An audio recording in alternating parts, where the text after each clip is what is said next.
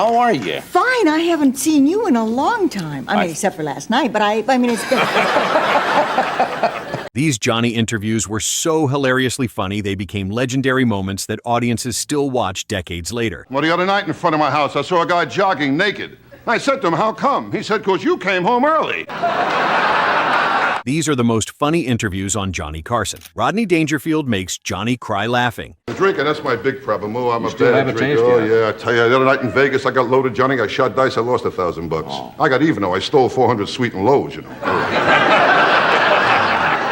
No, I'm a bad drinker, Johnny. I mean, when I drink, I don't know what I'm doing. Yeah. Now, the next day, I usually wake up in some strange place with a kid with an accent playing with my feet.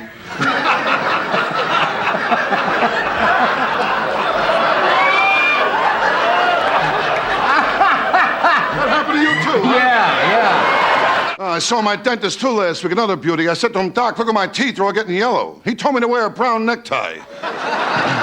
Rodney machine guns one-liners so fast, Carson can't reset between laughs and drops the drive-in push-ups bit. My friends didn't know, though. I fooled them, you know. I used to go to drive-in movies alone and do push-ups in the back seat of my car. You know? Johnny later told his staff, Rodney's jokes are so good, I genuinely almost slid out of my chair. Carol Burnett and Tim Conway, the sketch partners. Yeah, you haven't seen each other, I suppose, since the show went off. No. Gee, I was sorry to see it go off. Yeah, it's an easy show to work, this new one now. You work 4 weeks and you're off 48, which gives me a lot of time to do whatever I want. Carol and Tim sit down with the energy of a sketch already in progress, turning every question into a new bit. I had my car you stolen. and Steve and Edie, or were there other... No, there were other people, the whole room full of people. I pulled up and a guy in a red jacket said, can I take your car? And I said, yeah. And I said, do I need a ticket? And he said, no, I don't think so. And that's the last I saw of him or my car. Carson reportedly said, Tim forces Carol into helpless laughter by committing to ridiculous ideas longer than anyone expects. Don Rickles, the Sinatra kisser. That's true. And that's why I just want to say, before we go any further, for 14 years, Johnny Carson kept saying, do you really know Frank? And I want you to know, Frank, I worship you and I love you. I really mean it, because since I'm a kid, I used to blow in girls' ears and hear you go, la-da-da-dee, and do it my way. I need a girl so bad. Rickles openly roasts Sinatra while Frank sits right there, then kisses him like nothing happened. I love you. Gumbachi na benini barini bubati. Tutakti rinti bunti tungande rubante.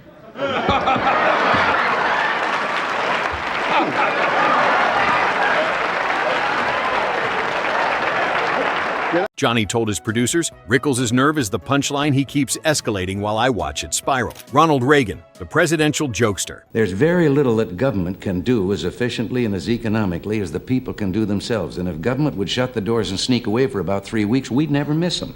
Now, if the people want to be Anybody you had in mind particularly? Reagan leans into late-night rhythm, letting Johnny steer him into light, self-aware humor. They found out that people that earn more are happier than people that earn less. And they found out that well people are happier than sick people. That's good. Well, that's Now, glad this to was know that. $249,000 to find out it's better to be rich, young, and healthy than old, poor, and sick. Carson joked to friends. Reagan plays along, giving the audience the rare, real-person vibe instead of stiff political interview. Dean Martin, the drink sharer. Boy. This is it, huh? This is it. It's Wednesday, Dean. Yeah. Dean's relaxed, drunk energy turns the segment into a party as Johnny takes a sip from his drink. No. Oh, I used to be on every Thursday. That's right. That's what I'm talking about. And I watch you, but I could never find out what night you went on.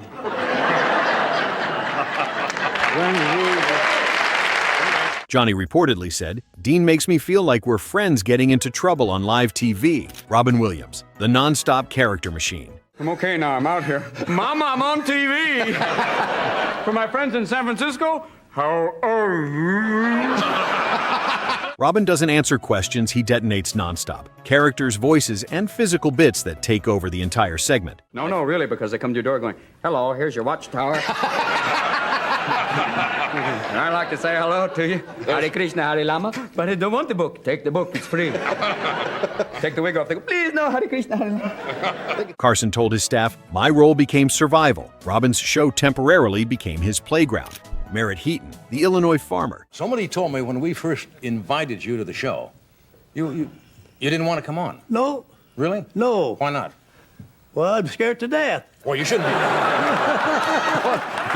Merritt sits down like he's done TV for 40 years and starts casually stealing the spotlight with plain-spoken lines. What made you change your mind to come on the show? Well, I tell you, a lot of my friends know Johnny Carson. Uh-huh. They said if I had a chance to get on Johnny Carson's show, I'd be on. So? So I reconsidered. Maybe they had good judgment. Well, good. I hope so. Yeah. Johnny joked to producers, the regular guest ended up running the segment out, charming me completely. Jimmy Stewart, the gentle storyteller. I was asking the audience, or did you give that up? I forgot.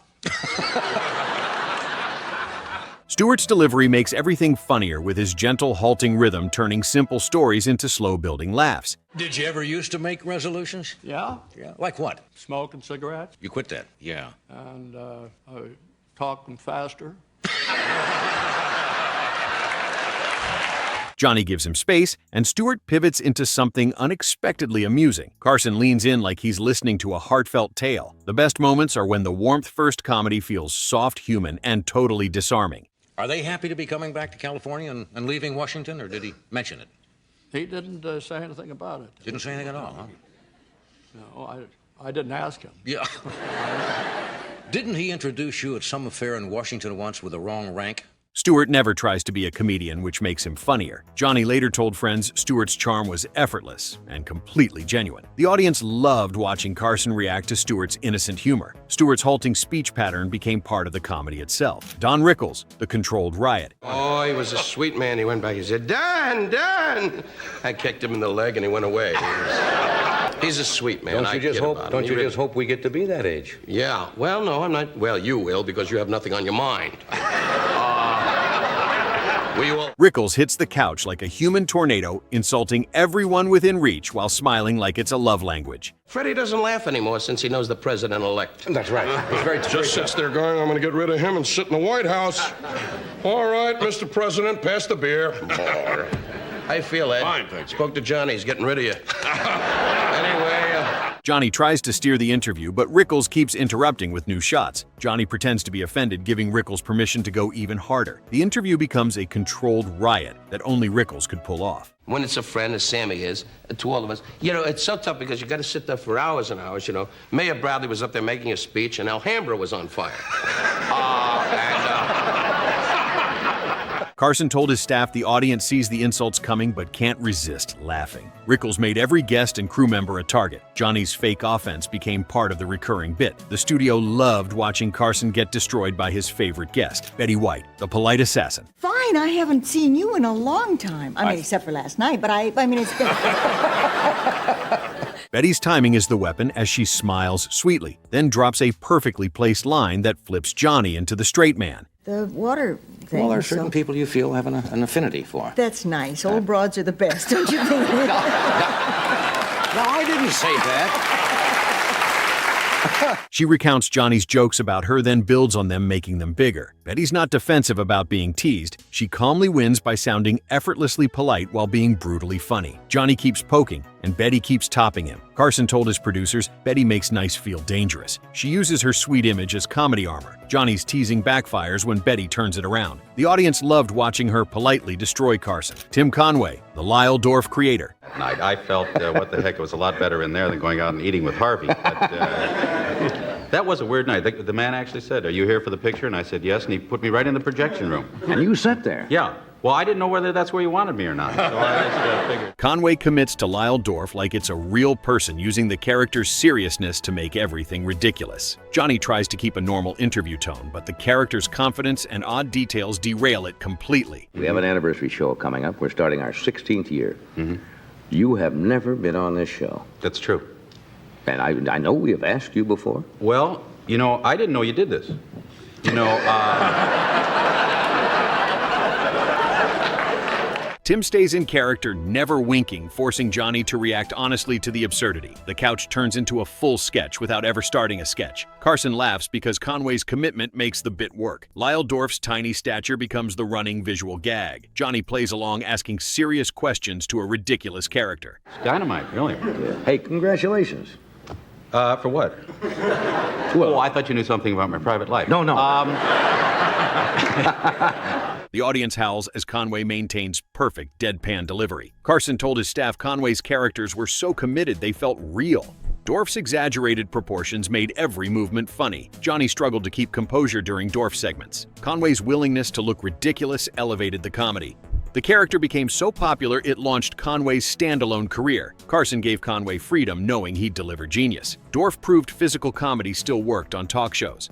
The jockey outfit was so perfectly constructed it sold the illusion. Johnny's reactions were genuine, not rehearsed, making it funnier. Conway never broke character, even during commercial breaks. The segment showed how sketch comedy could invade talk shows. Carson later called Dorff one of his favorite recurring bits. Conway's genius was making the absurd feel completely natural. Richard Pryor and Chevy Chase, the speed jabbers. Thank you.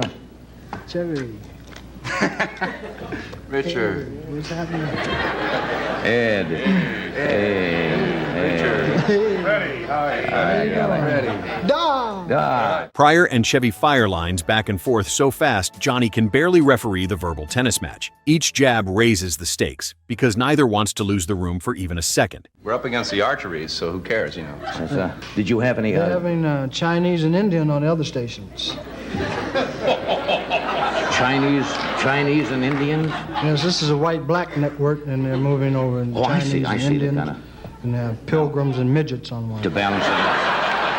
Johnny's reactions become part of the joke, like he's watching a competition he can't stop. The banter feels genuinely competitive, not scripted, making the energy electric. Carson told his staff the speed between them was impossible to replicate. Pryor's wit met Chevy's confidence, creating perfect comedy chemistry. Johnny tried interjecting, but they talked over him. I'm still on parole. I didn't know that. You just out for the show, huh? Yes. So you were married and then divorced here in California? Yes. Yes, that is... The audience loved watching two comedy titans battle. Carson eventually gave up hosting and just enjoyed the show. Pryor's edge balanced Chevy's smugness perfectly. Each tried topping the other's punchline immediately. Johnny laughed harder than the audience at their exchange. The segment proved Carson could step back when guests delivered. Pryor and Chevy's friendship showed through the competition.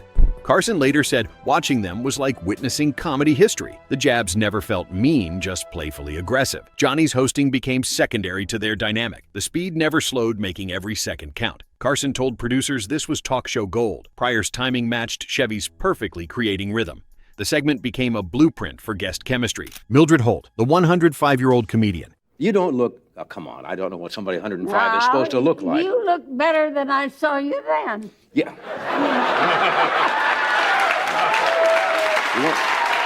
The 105-year-old Mildred wins instantly because she's fearless, with her age becoming the setup and her sharp answers the punchline. Well, I hear you've had, what, 3, 4 wives. Well, That's great. Really? Good for you. Oh, thank you. Thank you. That's... Johnny approaches carefully, then realizes she's funnier than the premise of the segment itself. Her blunt, confident humor flips Johnny into the reacting role. She answers like she has nothing to prove, which makes every line land harder. You have brothers and sisters? They were 6 girls and 3 boys. Yeah. I was the youngest girl. You were? They've all died years ago. Yeah. I outlive them all. You I'm sure? too mean to die. Well, you're too mean to die. Carson told his staff the sweet guest turned into a comedic assassin. Mildred's delivery was so dry, it caught Johnny off guard. She controlled the conversation despite being the oldest guest ever. Johnny's questions became setups for her punchlines. The audience loved watching Carson get dominated by a centenarian. Mildred's timing proved age doesn't diminish comedy instincts. She topped every one of Johnny's attempts at humor. Carson laughed genuinely because her wit was unexpected. Mildred became an instant Tonight Show legend. Her confidence made Johnny seem like the nervous one. Carson told friends Mildred was sharper than most comedians. The segment proved ordinary people could steal the show. Mildred never pandered. She just spoke her truth. Johnny's respect for her was visible throughout. The age gap created perfect comedic contrast. Carson later called it one of his favorite surprise segments. Mildred's fearlessness came from living over a century. She treated Carson like an equal, not a celebrity. The interview became about about her controlling the narrative. Carson surrendered the spotlight knowing she earned it. Mildred proved comedy doesn't require youth, just confidence. Betty White and Joan Rivers, the insult duel. Betty. Oh, well, I would like to say you look lovely, but unfortunately... The segment is basically a duel with Betty sounding angelic while Joan throws sharper punches and laughs at her own audacity. I'm glad enough to see that you stopped by the Arco station. It's not often they let you in there without a car. You were there in the restroom, but I didn't bother. Oh, but I finished my writing on the walls, and I just...